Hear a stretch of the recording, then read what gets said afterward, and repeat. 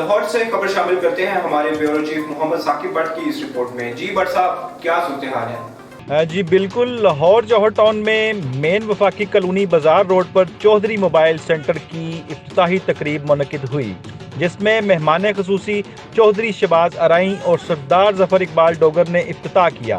اس کے علاوہ لیاقت علی چوہدری، اکبر علی گل، محمد ثاقب بٹ، ذیشان چوہدری، ملک ممتاز عارف، ملک شہباز عارف، سردار محمد اسلم ڈوگر، سردار رضوان عارف ڈوگر، ارشد علی، ملک محمد احمد قربان علی، محمد سلیم، محمد آصف یوسف، محمد عامر نے اور گلوکار منظور علی خان نے بھرپور انداز میں شرکت کی اور مٹھائی تقسیم کی گئی۔ بعد میں چوہدری شہباز ارائیں نے دعا کرائی۔